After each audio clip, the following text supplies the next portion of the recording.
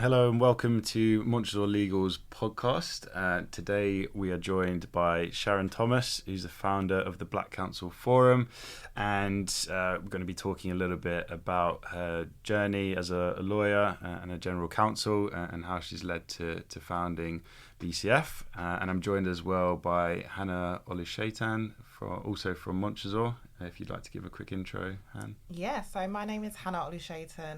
I have been working in legal recruitment for just over 4 years now. I've been at Montresor Legal since last year, where I've been seconded to international law firm Gowling, and I work on flexible resourcing for clients' comments.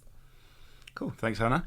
So Sharon, if we could maybe start just with a bit of background on the Black Counsel Forum and essentially the reason for you setting that up. Oh, thanks Josh. Thanks so much for inviting me as your guest today. I'm a solicitor. I'm about 20 odd years qualified. Just give my age away by telling you exactly. Don't look a day over 19 years qualified. Oh yeah. I worked in-house for most of my career. My last role being associate general counsel at a tech company. I've always been in the tech and outsourcing industry as an in-house lawyer. And last year I took the step of setting up the Black Counsel Forum. I did that because I had been going to a conference in the States for about 10 years or so called Chart Your Own Course, CYOC, and I think it had a transformational impact on my career. Mm-hmm. And I wanted to bring that concept to the UK.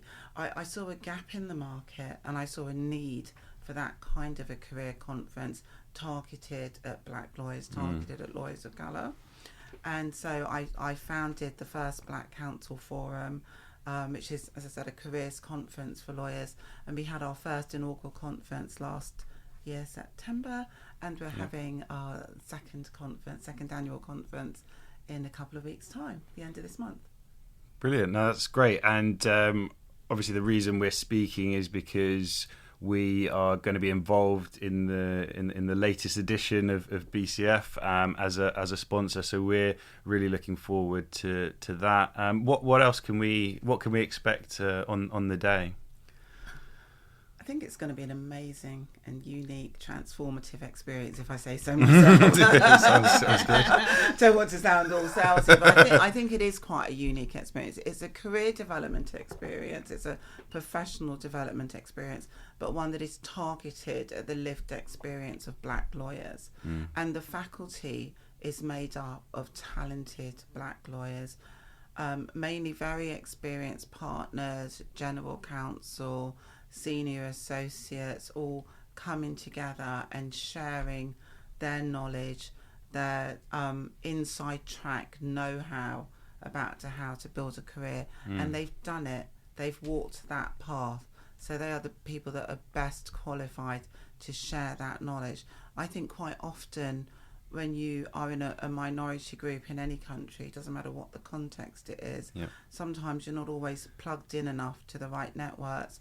And so sometimes career know-how, knowledge and networks comes to you, but it comes to you quite late in the day. And what I'm trying to do is to make sure that knowledge and know-how that we have within that particular community is shared early on in people's careers, because that's going to change people's career trajectories. But as well as professional development, and we've got about 15 different sessions going on at the conference, so people will be learning for barristers. We've got a session on how to improve your profile and thereby how to increase your earnings. We've got a session for associates where we're going to have over 100 associates, black associates from a wide range of law firms. All of the large firms are represented there, and quite a few of the smaller ones as well, sort of West End firms and so on. So we've got a really good spread of associates, and they're going to be in a room together just working through, collaborating on some of the issues, some of the typical issues we hear Black associates talking about. Yeah. And so I think that's quite a unique experience. I'm not sure if that's been done before. And also Black Counsel Forum provides a safe space. You know, we say it's a Chatham House rules environment, so that people feel comfortable to talk with candour about those issues. I think sometimes as a black lawyer or a lawyer from any sort of marginalised community, sometimes, you know, when you talk about your experiences and other people don't share those lived experiences, it can mean that people gaslight you, or just, you know, say that what you're saying doesn't have credibility because it's not an experience that they share. But here you are, you're going to be in a room full of people that look like you, that have walked the walk that you want to walk or that you have walked, and they're saying, yeah, this happened to me and this is how I dealt with it. So I think it's going to be, and apart from all of that learning experience, we're going to have a lot of fun. Yeah. We're going to have a lot of fun, from doing headshots to partying in the evening. We've got like a soca workout early in the morning. That's for the young people. I won't be getting up that early. Join. You're going to be in that. You can join. Wow. Sweat in the City will be doing their thing. We've got, you know, great DJs. You know what? I think as a community, we like to dance and party. So there's a lot of serious stuff going on, but also the entertainment is kind of, you know, it's kind of targeted at, I know, what we like to do and the kind of music that we enjoy, because, you know, for this conference, we're the centre of the experience. We're not on the margins, not on the sidelines. It's about black lawyers. It's just 2 days where it's all about you. That sounds good. You might have to send me some playlists before and Hannah, and help me get up to speed. We can help Josh learn the candy. As long as he learns the candy, that's fine. He's going to learn the candy beforehand. I'll just act like I don't know him. They do that to me. Oh, funny. So networking, we all know, is crucial in the legal profession. Just wanted to understand, I think you touched on it a little bit, but we know it's a unique platform for lawyers of Black heritage to connect and collaborate with the legal industry, but want to know how that's provided by the Black Counsel Forum. Well, I think the first thing I'd say is that for a lot of black lawyers, they normally will say to me and to others that, look, when I'm at work, it can be quite isolating. Most organisations, you might find that you're the only black lawyer in that organisation, or one of two, one of three, like, then, you know, that's stretching it for a lot of organisations. And I think one of the cool things about Black Counsel Forum, people that went last year said this to me, they said, my God, this is the first time that I've ever been in a room full of black lawyers. Yeah, nice. And remember that lawyers go to conferences all the time. It's, you know, we have to do that to network and to keep on top of, you know, developments in the law and in the profession generally. But here is an environment where, you know, you're going to be surrounded by 200-300 people that look like you, and therefore, like with any network, you know, if it's an easier, more simplistic, I think, networking environment for you to be in. It's a very comfortable space, and for 1 weekend out of the year, we're giving people that comfortable space. And also, one of the ethos that we have around Black Counsel Forum is that it's not just about what you can gain from coming, but it's what can you contribute, what can you give back. And for that reason, I'm really careful about choosing the faculty. I have made sure that only people who I know that are willing to invest in other lawyers are invited to be on the faculty. Yeah, is it easy to get people to help out with it? Are they generally quite open? How does that conversation go? Well, I run a lawyers group called SLG for senior lawyers anyway. Yeah. And I have about 95 senior black lawyers on that group. Mm-hmm. And, you know, that's been a community that I've been building for about 6 years. And everybody on there is invested in building the careers of all lawyers, really, because they're mostly partners in General Counsel, But they're invested in younger black lawyers. A lot of those are their mentors, their sponsors already. Yep. And so that was my first source, my first resource for faculty, people within my own network who I know.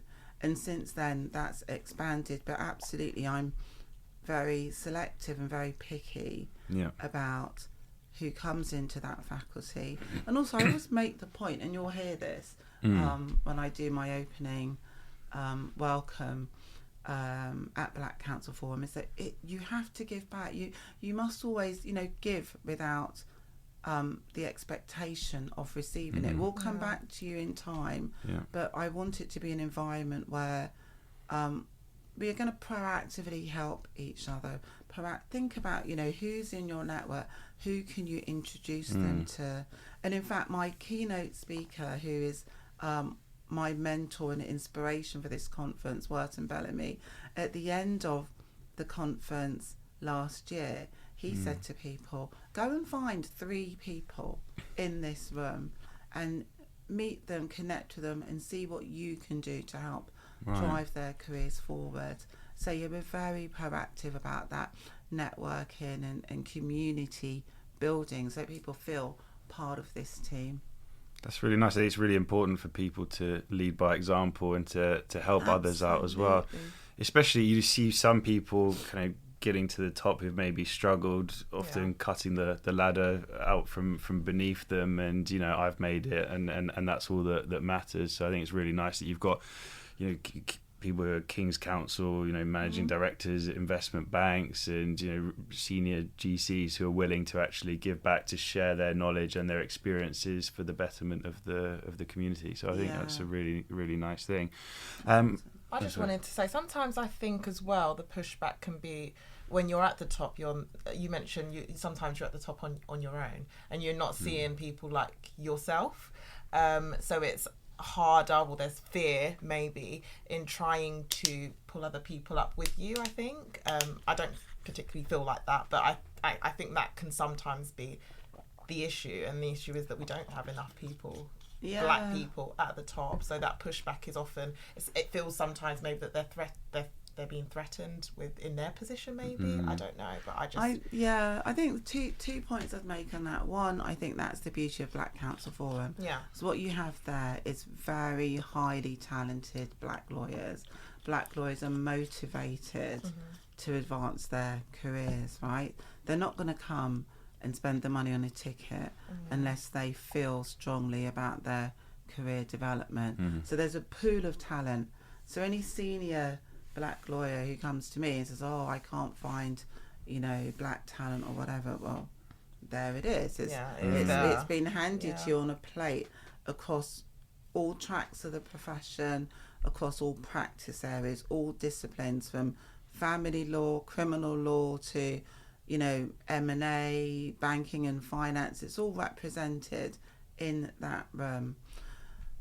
To the point that you make about sort of the singular presence of black lawyers and not wanting to recruit other black lawyers, I think that's changing. I think as a community we used to be quite self-conscious about having other black people in our teams, which sounds ludicrous to other people, but I think there was that sensitivity, particularly of that talent, because I think for our community we always feel that if one black person fails or does something, then the whole community gets tarred with the same brush. And so that's something that, so people are very sensitive to that, I think. And also there was always this thing that, oh my god, people see more than 3 black people together sort of round the water cooler, they must be planning something. Oh my god, I felt like that. And felt like that one time when I was in not with you. Okay. Thank you. Thanks for clarifying. When I was interning, I was actually at an asset management firm, and naturally I gravitated to a lot of the black people there, and there was maybe about 4 or 5 of us on the same floor. We would always gather for lunch, and we're laughing and people would look at us. You could just feel it. So I've definitely felt that. I think because our difference is so obvious, If it was a group of guys just talking about football or something, nobody would really say anything. But I think, and maybe it's just our self-consciousness about it. But yeah, I think things are changing, and I think a lot of black leaders that I speak to now are very invested and wouldn't feel comfortable if they hadn't invested in people coming up behind them. And it's all about talent. Nobody's asking you to give people an opportunity who are not qualified and experienced, but it's just giving everyone a fair crack of the whip. Yeah, no, completely agree. And speaking of talent, the legal recruitment landscape is constantly evolving. So how can legal recruitment companies like Montresor sort of partner with organisations such as the Black Counsel Forum to ensure that we can support career growth and opportunities of black lawyers?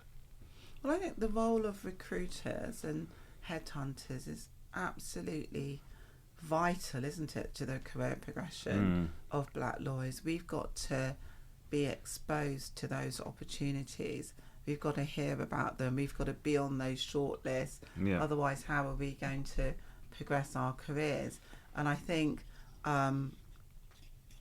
organisations like ours being known to organisations like yours means that, you know, we have the resource. You're coming to the conference this year, so you're going to have the opportunity to meet you know, all of our top talent in the country, and they will know you. So I think that kind of partnering is really important. It gives you credibility in that community, you know, so that you're uppermost in the minds of black lawyers. They're Montresor invested, they must be interested in black talent, and I think that's important. I think it's around the networks, isn't it? Because, you know, for me, in my experience, over the years, I've normally only ever been either the only black lawyer or sometimes in bigger teams, you know, maybe there's been one or two others.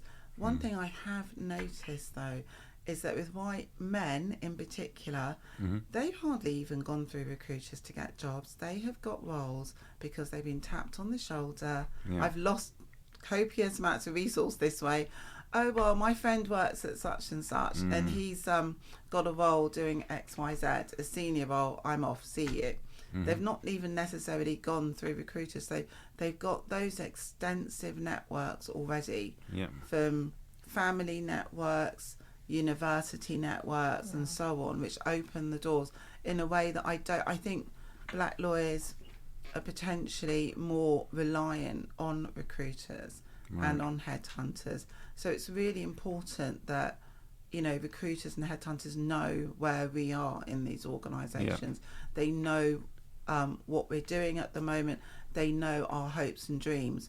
What are the roles that we're looking for, so they can plug us in to those opportunities. Okay, and I think we were speaking candidly beforehand about maybe the reputation of legal recruitment businesses previously for black lawyers and continuing even at the moment.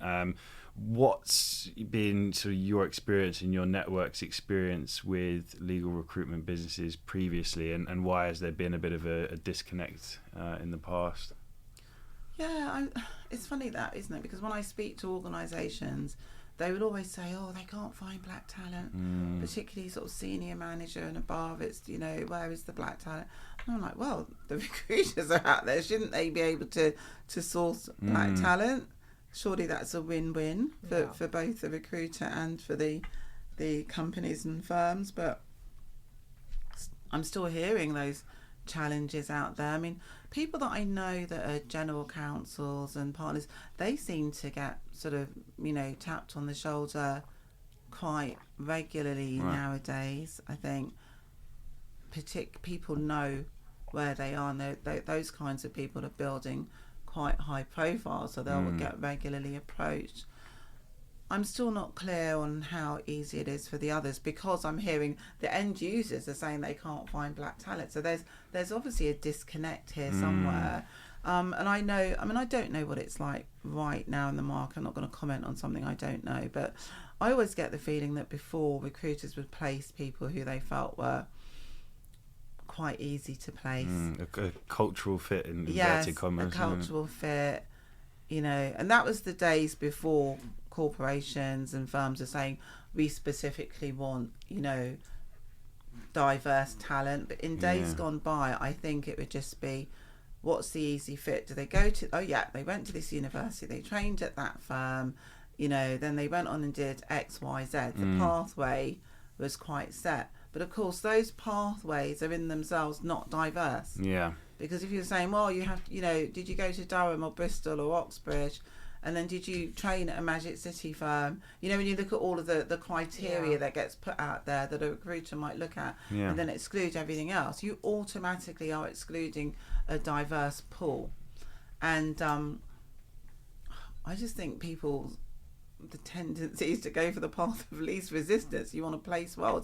You're running a business, not a charity. I think that's always been an issue in hiring generally. It's a lot easier to hire people kind of like yourself or who you feel fit the mould, and all of a sudden you've got, you know, people who just like talking about football and going to the pub, and they're all a certain kind of person. And also it does, unfortunately, I mean, there's a wider problem with, you know, if you look at, say, the law firm they qualified at, how did they get into that law firm? Oh, they went to a top university. How did they get to that top university? They went to a really good school. How did they get to that school? You know, maybe paid for it or knew someone there, or there's all these connections on the way up which kind of lead you to one place. So I think it's really important to try and work at changing that way of recruiting and finding talent. Yeah, and I think, can I just say one other thing on that actually, is that one thing that recruiters always do, or at least when I've spoken to them, is that they will say, do you have any friends? Or who else can you know, who do you have in your network that you can connect me with? Yeah. Give me 3 or 4 names. And of course, you're going to give 3 or 4 names of your friendship group, right? Or people that you respect and people that... So it's like a self-fulfilling... If that is how recruiters are building their networks, that is really self-fulfilling. Yeah, because then if you're not plugged into those networks, you're not. So I think one of the things that recruiters have to do, and you're doing it, is just expanding your networks across out of people's friendship groups and you know, their little networks that they've built from previous places that they've worked. You've really got to break out of that to then to be able to find and locate diverse talent. Yeah, I agree. And in what ways does the Black Counsel Forum provide professional development? Have you got like success stories that you could tell us about? It's only we had one conference and the feedback was phenomenal in terms of the content, and I've heard quite a few personal stories, and I think you yourselves will hear more personal stories this year, but people that were, one guy for example who was kind of on the partnership track last year but feeling a bit kind of worn out and exhausted and unmotivated by it all,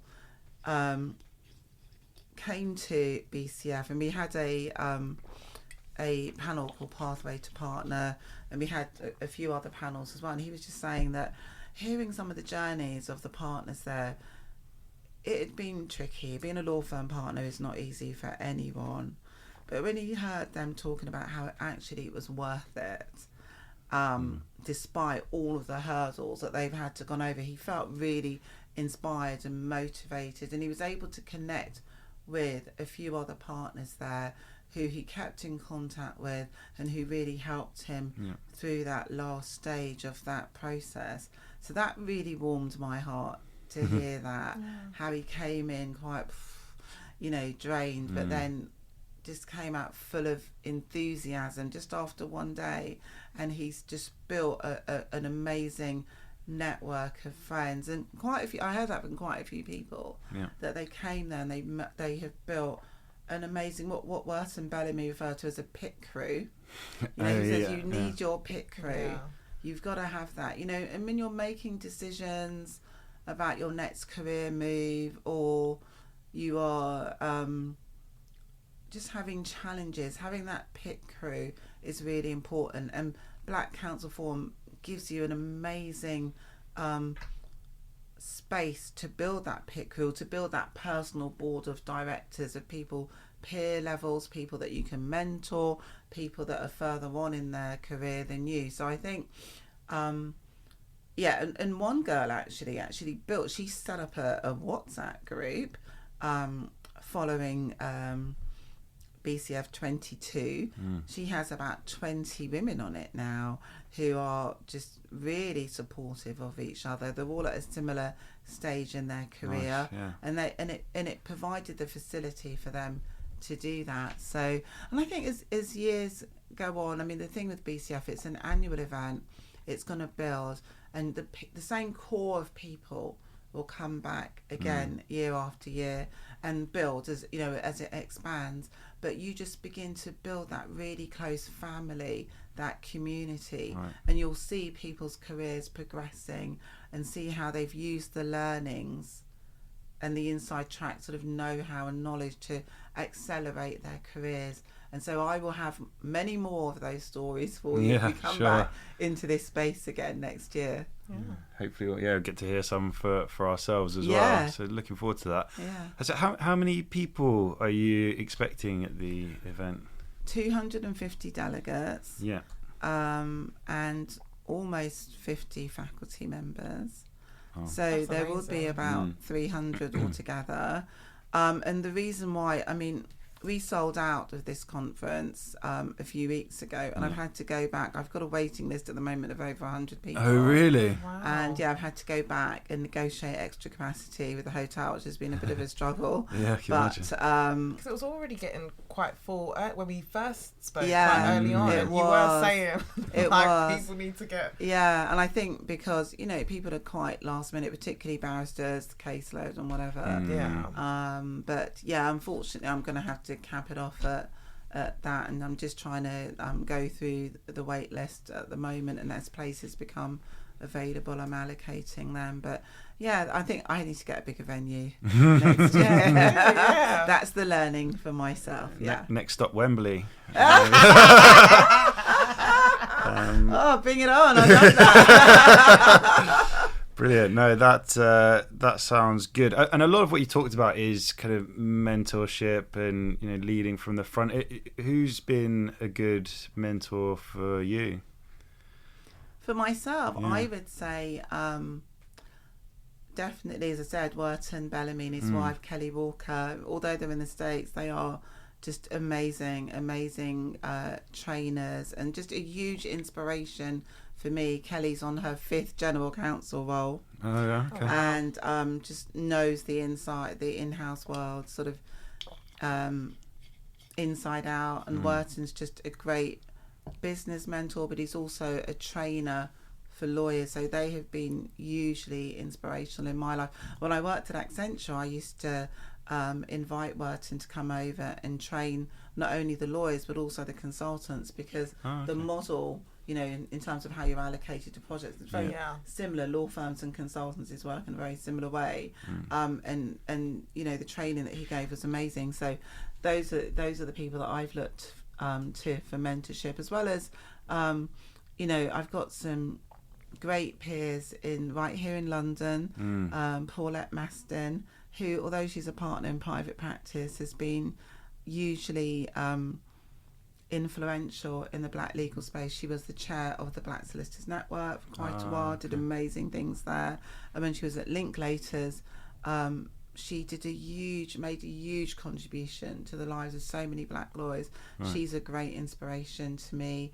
And then I would say Sharon Blackman, who is an MD at City and on my advisory board, as well as Paulette, has been a great mentor to me in terms of my in-house career. She has just great interpersonal and leadership skills, people skills, and I've learnt a lot from her. So I've really looked to her in terms of that management piece, because as you get more senior, it's not your technical skills at all that matter. It's that people leadership skill, it's that influencing skill, bringing people on in that, in your organisation. That's what's really important, and she's been amazing at that for me personally.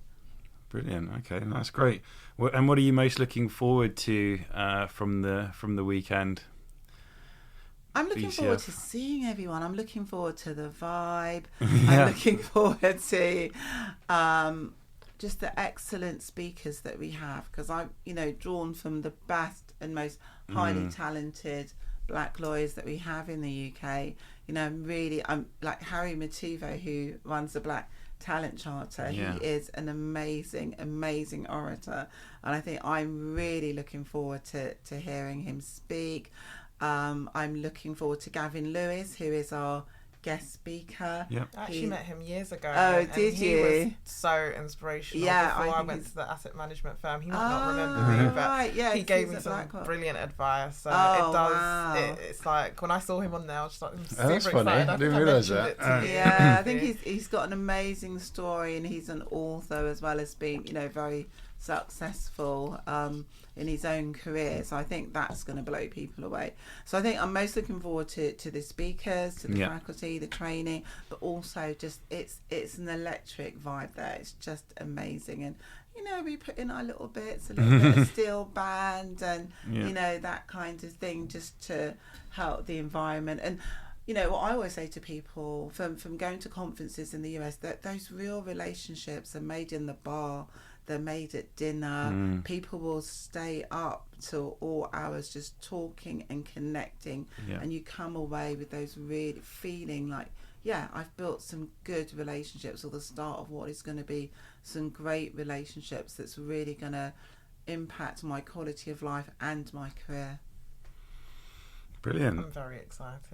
I am, and it's so inspirational to see just coming as a young black woman myself. So I'm so excited to be in a room like that, because I've not been in a room like that. Amazing. So I'm looking forward to it. Yeah. Oh, thank you. Brilliant. Okay, well, thanks a lot, Sharon, for joining us. It's been a pleasure speaking with you. Thanks, Hannah, as well. Thank you.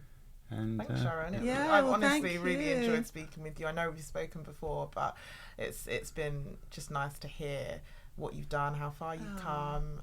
It's just super inspirational. Thank you, and thank you to Montresor for sponsoring Black Counsel Forum, because without your support we couldn't hold the event. So as sponsors, I'm just thank you from the bottom of my heart for your support. Well, thank And you. I've enjoyed talking to you, Josh, and you, Hannah. Thanks for inviting me here today.